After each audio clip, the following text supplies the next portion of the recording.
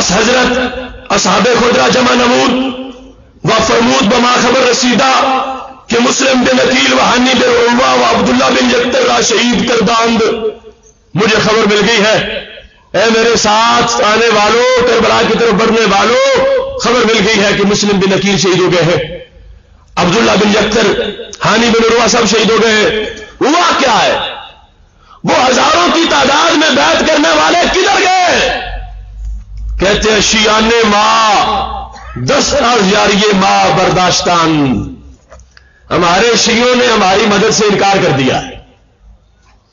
شیعان ماں 10 یاری ماں برداشتان. وہ خط لکھنے والے تو سارے تلواریں لے کے سامنے آ گئے، انہوں نے بے وفائی کر دی ہے. پھر فرمانے لگے کہ ہر کے خواہد از ما جدا شدت برو ہرجے نیس. یہ ذہن میں مت رکھنا کہ کوفے والے ہار لے کے کھڑے ہیں تمہارے لیے.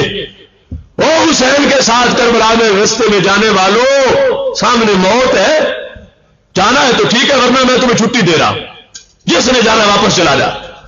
تو یہاں پر حضرت امام حسین رضی اللہ تعالیٰ نے اس بے وفائی کا ذکر کر رہے ہیں کہ شیعان ماں 10 یاری ماں برداشتہ عمد، کہ وہ خطوں کا معاملہ جو تھا ان پر کوئی بھروسہ نہ کرنا.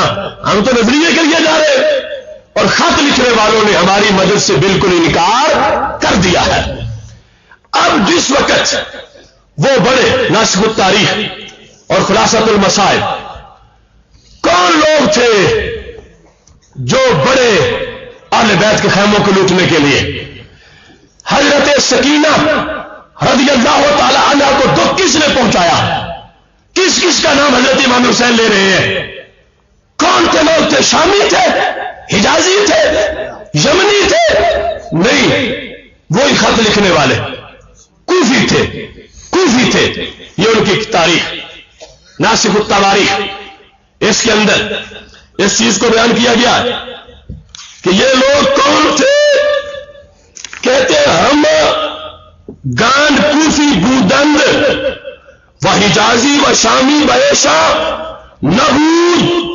حضرت امام حسین رضی اللہ تعالیٰ نے حملہ کرنے والوں میں ایک بھی حجاز کا نہیں تھا اور ایک بھی شام کا نہیں تھا، سارے کے سارے کوفہ کے تھے.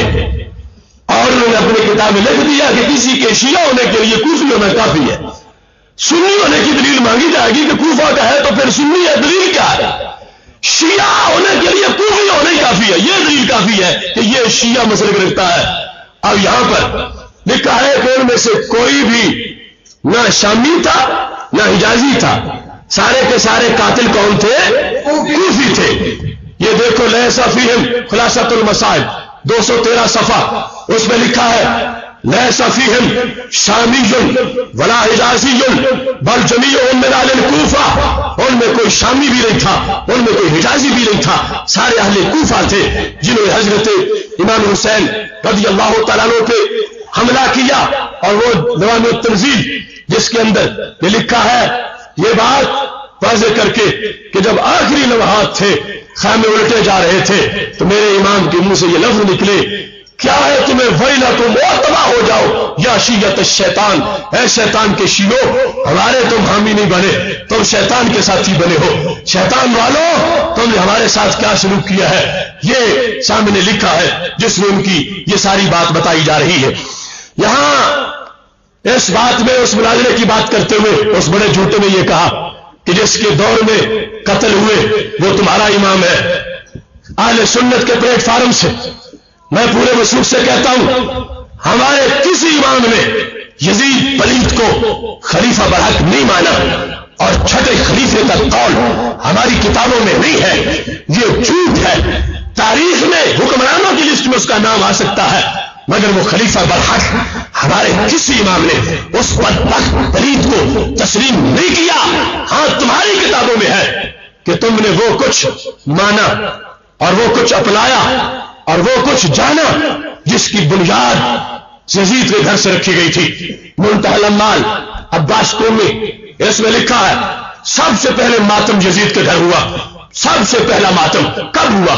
لکھا ہے صفحہ نمبر 523 پر، کہتے ہیں کہ جس وقت اہل بیت اطہار کی پاک دامن سیدات وہاں اس کے گھر میں داخل ہوئی شام میں جا کر، یعنی ان کو جب قید بنا کے قیدی لے جایا گیا تو کیا ہوا؟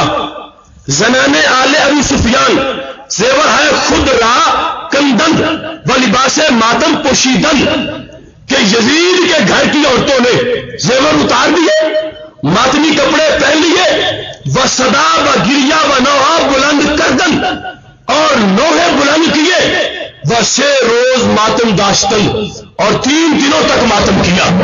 کس کے گھر میں؟ کس کے گھر میں؟ کس کے گھر میں؟ 6 روزہ ماتم شہادت امام حسین رضی اللہ تعالیٰ عنہ کے بعد کس کے گھر میں ہوا؟ ہمارے امام بنا رہا ہے اس کو، اس بدبخت کو جس نے اتنا بڑا، جس کے عہد میں جرم ہوا، اور یہ کرائے کے قاتل اس کے جھنڈے کے نیچے جمع ہو گئے اور اتنا بڑا سانحہ کر دیا۔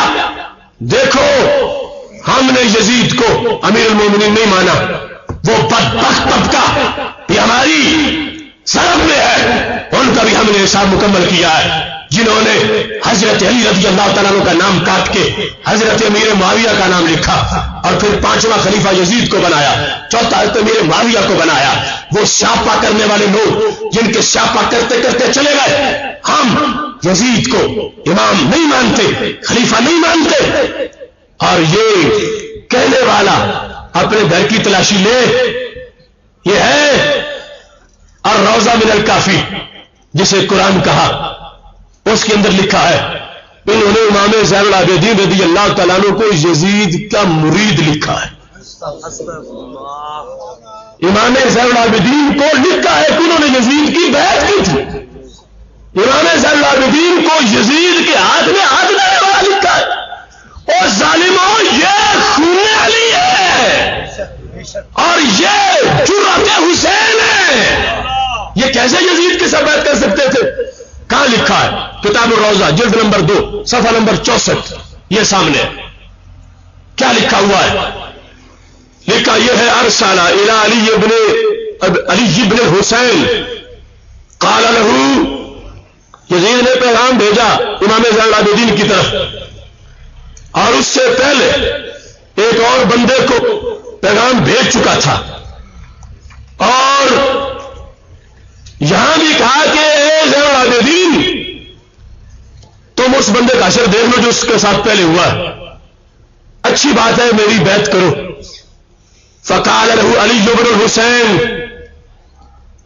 امام زین العابدین نے کہا ارأیت ان لم اقر لک الیس تقتلنی کما قتلت الرجل بالامس، کہ مجھے یہ بتاؤ اگر میں نہ مانوں تمہیں خلیفہ تو کل والے بندے کی طرح مجھے بھی قتل کر دو گے، کل والے بندے کی طرح مجھے بھی قتل کر دو گے؟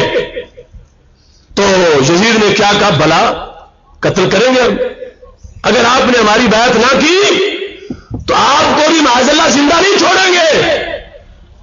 فقال له علی بن الحسین، امام زین العابدین کہنے لگے اگر ایسا تم نے کرنا ہے نا قد اقررت لک، کہ مجھے یہ بتاؤ اگر میں نہ مانوں تمہیں خلیفہ تو کل والے بندے کی طرح مجھے بھی قتل کر دو گے؟ تو یزید نے کیا کہا بلا قتل کریں گے ہم، اگر آپ نے ہماری بیعت نہ کی تو آپ کو بھی معاذ اللہ زندہ نہیں چھوڑیں گے۔ فقال له علی بن الحسین، امام زین العابدین کہنے لگے اگر ایسا تم نے کرنا ہے نا قد اقررت لک، میں تمہارا اقرار کرتا ہوں، تم خلیفہ ہو، اقررت لک، میں نے تمہارا اقرار کیا، بما سالتا، جو تو نے مانگا میں اقرار کرتا ہوں، تو نے آپ مجھے خلیفہ مانو میری بیعت کرو میں اقرار کرتا ہوں، پھر انا عبد، میں تمہارے ہاتھ کا غلام ہوں، معاذ اللہ، ان شئت فامسک ان شئت فبے، مرضی ہے پاس رکھ مرضی ہے بیچ دے، استغفر اللہ، ان شئت فامسک و ان شئت فبے، چاہو تو اے یزید صاحب مجھے پاس رکھو اور چاہو تو بیچو۔ یہ یزید کے ساتھ رابطے تم نے کروایا یا ہم تو وہ یزید کے ہاتھ میں ہاتھ دینے والے یزید کو کہیں کہ میں تیرا غلام مرضی ہے رکھ مرضی ہے بیچ دے ایسا کہنے والے لیکن ان لوگوں نے لکھا اوپر سے محبت کے دعوے اندر سے چھرا چلایا ہوا اہل بیت اطہار بھی اس سے بڑی کوئی زیادتی ہو سکتی ہے کہ دیکھو بیٹا کس کا ہے پوتا کس کا ہے اولاد کس کی ہے امام زین العابدین کو معمولی سی شخصیت ہے ان کو عبد بنا کے غلام بنا کے بیچتے پھرتے معاذ اللہ نہیں ماننا ہے تو اہل سنت کے مسلک کو مانو اور جانو عظمت اہل بیت وہ ہے جو سنی بیان کرتا ہے وہ تو شمسانی حضرات اب یہاں پر حضرت امیر معاویہ رضی اللہ تعالی عنہ کا معاملہ بھی بیچ میں ہے اس میں بالخصوص یہ بات پیچھے ضمن رہ گئی وہ رہ نہ جائے اس کو بیان کر دوں یہ نکالو نہج البلاغہ حضرت علی رضی اللہ تعالیٰ عنہ سے پوچھ رہے کہ حضرت عمر کا مقام کیا ہے نہج البلاغہ ہم نہیں کہتے حضرت علی رضی اللہ تعالیٰ عنہ کی کتاب ہے منسوب ہے گھر کی باتیں مگر سچی بھی ہے جھوٹی بھی ہے کیا لکھا ہے 721 صفحہ یہ جس کو حضرت علی کی کتاب کہتے ہیں نہج البلاغہ کیا لکھا ہے اس میں ومن کلام له علیہ السلام للہ بلاد فلان دربارہ عمر گفت دربارہ عمر ضمیر کا مرجع بیان کیا کہ کس کے بارے میں یہ لفظ ہے حضرت عمر رضی اللہ تعالیٰ عنہ کے بارے میں بعض ناقلین نے کہا حضرت صدیق اکبر رضی اللہ تعالیٰ عنہ کے بارے میں ہے کیا یہ کہتے ہیں عمر نے کوئی کام نہیں کیا ہر جگہ معاذ اللہ بھاگتے رہے ہیں پوچھو امام علی سے کیا لفظ ہے فرمایا فقد قوم الاود وراء العمد واقام السنه وخلف الفتنه ذهب النقي صوب قليل العيب اصاب خيرها وسبق شرها ادى الى الله طاعته خطبہ سنو حضرت علی رضی اللہ تعالیٰ عنہ کا کہنے لگے کہ عمر کون عمر للہ بلاد فلان اللہ عمر کے شہروں پہ برکتیں کرے آمین خدا شہر ہے فلاں عمر بن خطاب را برکت دہد و نگاہ دارد کیا کیا فقد قوم الاود جہاں بھی کوئی ڈنگی چیز تھی سیدھی کر دی قوم الاود ہر کجی کو سیدھا کیا پھر فرمایا ورا والعمد ہر بیماری کا علاج کیا سنو جملے حضرت عمر رضی اللہ تعالیٰ عنہ کے بارے میں حضرت علی رضی اللہ تعالیٰ عنہ کے را والعمد فرمایا ہر بیماری کا علاج کیا پھر وہ اقام السنت فرمایا سنت کو قدموں پہ کھڑا کیا اقام السنت سنت کو قائم کیا کس نے بولو کس نے سنت کو قائم کیا کس نے حضرت عمر رضی اللہ تعالیٰ عنہ بیان حضرت علی رضی اللہ تعالیٰ عنہ کر رہے اقام السنت پھر خلف الفتنۃ فرمایا سارے فتنے پیچھے چھوڑ گیا پیچھے ہٹا گیا ملت سے خلف الفتنۃ کیا معنی بنتا ہے کہ تباہ کاری را کچھ سرنداز کہ اکیلے عمر نے ملت کی طرف فتنے نہیں آنے دے فتنوں کو پیچھے ہٹا کے رکھا آگے دروازہ تھا جب نہیں رہے تو پھر فتنے آئے یہ مطلب خلف الفتنہ تھا کہ جب تک رہے ہیں امت میں انتشار نہیں آنے دیا اور فتنہ نہیں داخل ہو سکا پھر فرمایا ذهب النقي الصوب دنیا سے گئے ہیں تو کردار کی چادر پہ کوئی داغ نہ تھا نقی الصوب یہ لمبا خطبہ ہے قلیل علیہ کم ہے کے ساتھ اصاب خیرہا اور ان نے پایا ہے خیر کو اور وہ دور رہے شر سے انہوں نے اللہ کا حق ادا کیا ہے یہ حضرت عمر رضی اللہ تعالیٰ عنہ کا وہ مقام ہے جو حضرت علی رضی اللہ تعالیٰ عنہ بیان کرتے ہیں حضرت امیر معاویہ رضی اللہ تعالیٰ عنہ ان کے لحاظ سے جلال العیون ایک مرتبہ پھر نکالو تاکہ پتہ چلے کہ ان کا مقام کیا ہے حضرت امیر معاویہ رضی اللہ تعالیٰ عنہ یہ جلال العیون کا 260 صفحہ ہے پہلے نمبر پہ یہ بتانا چاہتا ہوں تو میرے معاویہ کو کوئی معمولی نہ سمجھے ان کے ہاتھ میں حضرت حسن نے ہاتھ دیا ہے حضرت امام حسن کسی جھوٹے کے ہاتھ میں ہاتھ نہیں دے سکتے تھے بندے کو جس کا ایمان پورا نہ ہو ہاتھ اس کے ہاتھ میں نہیں دے سکتے تھے. یہاں پر باقاعدہ ہے کہ حضرت امام حسن رضی اللہ تعالی عنہ نے ان کی پوری بیعت کی. بسم اللہ الرحمن الرحیم سنا کر پچھلے صفحے پہ ہے اور 260 صفحے پہ یہ لکھا ہے بدرستے کے من بیعت کردم بائی و اشارہ کردم رسول معاویہ. حضرت امام حسن رضی اللہ تعالیٰ عنہ نے حضرت امیر معاویہ رضی اللہ تعالیٰ عنہ کی طرف اشارہ کر کے یہ کہا کہ میں کیا کرتا ہوں. فرمانے لگے کہ میں وہ انسان ہوں جنہوں نے حضرت امیر معاویہ کی بیعت کر لی ہے. اور جب خنجر دکھایا تو یہ فرمایا مجھے ان شیعوں سے امیر معاویہ بہت اچھے لگتے ہیں.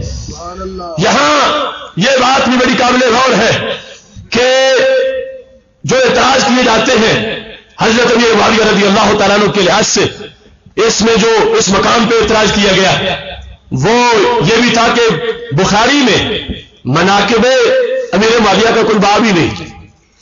تو جس نے صرف باب ہی چیک کرنے ہو اس کو نظر نہیں آئے گی. جس نے بخاری کی صرف لسٹ دیکھنی ہے نا کس کس کا باب ہے اسے امیر معاویہ نظر نہیں آئیں گے. لیکن جس نے بخاری پڑھنی ہے اسے پتہ چلے گا کہ 11 جگہ پر امیر معاویہ کی شان کی حدیثیں موجود ہیں. حدیث ام حرام بنت ملحان جو نبی علیہ السلام ان کے گھر آرام فرما رہے تھے مسکرائے تو انہوں نے پوچھا فرمایا فوج نکلی ہے میری بحری جنگ پر اور قبرص کو جا کے فتح کر لیا ہے. انہیں دیکھ کے مسکرا رہا ہوں. اس فوج کے کمانڈر ان چیف تھے امیر معاویہ. 11 بار بخاری میں 11 بار صرف اس حدیث کا ذکر آیا ہے. اور تو بہت سی حدیثیں یہ کہتے ہیں امام بخاری نے کچھ لکھا نہیں ان کے لیے کوئی باب نہیں. اور جن کے لیے 11 جگہ پر حدیثیں لکھی ہیں وہ شان والے امام امیر معاویہ رضی اللہ تعالیٰ عنہ. پھر یہ اعتراض کیا کہ وہ حضرت علی رضی اللہ تعالیٰ عنہ کو گالیاں نکلواتے تھے. مسلم شریف جلد نمبر 2 صفحہ نمبر 78 یہ کہا ما مانا کہ انت صبا ابا تراب. حضرت سعد رضی اللہ تعالیٰ عنہ سے یہ کہا کہ تجھے کس نے ما مانا کا انت صبا ابا تراب ابو تراب کو گالی دینے سے جو رکتے رہتے ہو تو اس کا سبب کیا ہے. سبب پوچھا ہے کہ ان کی نسبت رسول صلی اللہ علیہ وسلم کا لحاظ ہے ان کے اپنے تقوی کا لحاظ ہے ان کے ڈر ہے. تو یہاں تو نہ نکالنے کی وجہ پوچھی جا رہی ہے نکالنے کا حکم نہیں دیا جا رہا. اور اگر تمہیں ہے اس سلسلے میں کوئی ورم تو ناج البلاغہ پڑھ لیتے اصول کافی پڑھ لیتے ہیں. ناج البلاغہ کے اندر گالی کا مقام لکھا ہوا ہے. پتہ چلتا ہے کہ گالیوں کے دروازے کھولنے والے ہم نہیں وہ ہیں جنہوں نے یہ روایتیں اکٹھی کر رکھی ہے. ناج البلاغہ صفحہ نمبر اس کا ہے 140 جہاں یہ بات موجود ہے پوری تفصیل کے ساتھ. اور لکھا کیا ہے یہ سننا.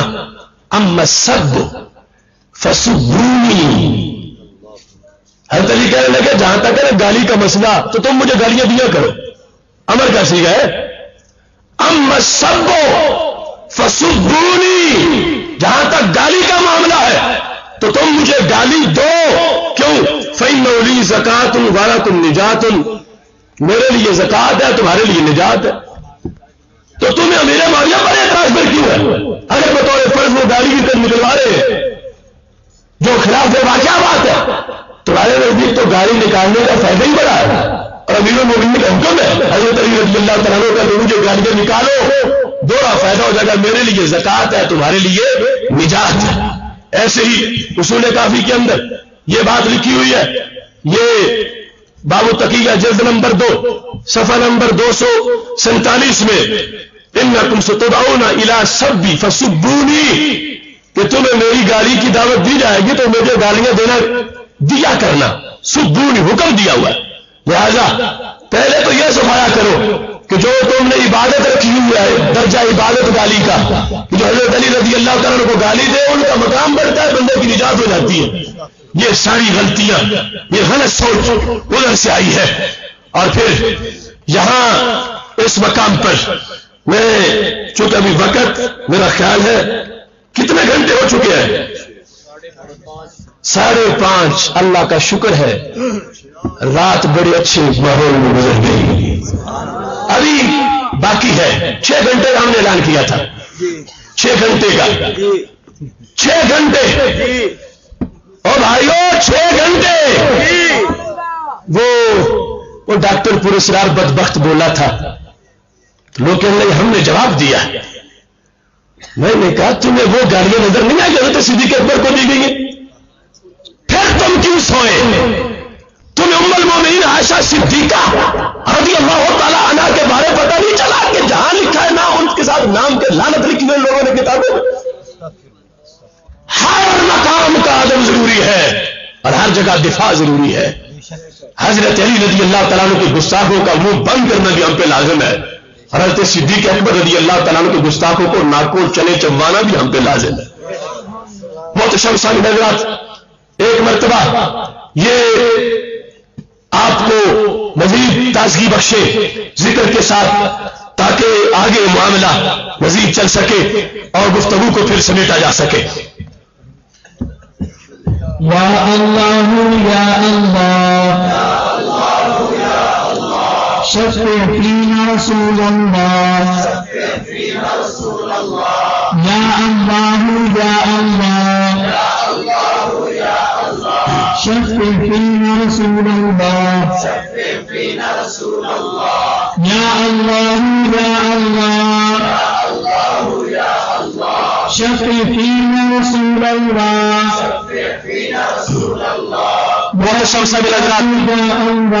توجہ کیجیے, حضرت عائشہ صدیقہ رضی اللہ تعالیٰ عنہ منہج السالکین کے اندر یہ لکھا ہے, اس بدبخت نے یہ لفظ بولے تھے کہ میرا یہ تجربہ ہے, میری یہ ریسرچ ہے کہ کمینی عورت کمینگی نہیں چھوڑتی اگرچہ نبی کے گھر میں ہو. کمینی عورت معاذ اللہ. سناؤ ان کو قرآن و حدیث نے ریسرچ کر کے میں اگر پاس اس نتیجے پہ پہنچا کہ کمینی عورت کمینگی نہیں چھاڑی پاوے نبی دے گھر کیوں نہ ہوئے.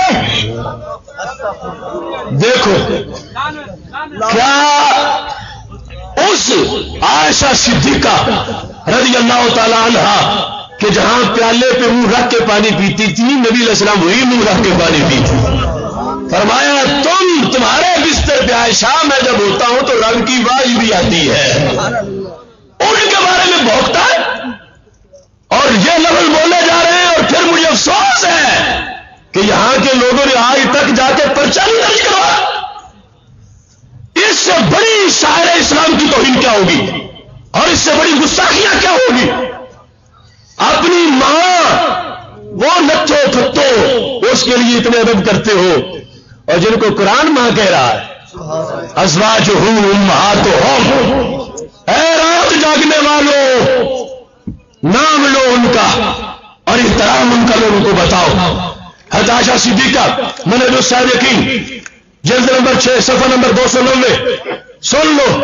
ہم جب بحث پڑھتے تھے یہ کہتے نہیں بڑھ اور ہے, میں ان کی تفسیر میں ثابت کرتا ہوں. الطیبات للطیبین والطیبون للطیبات. کیا شان ہے آیت, یہ ہے تفسیر ان کی ہے.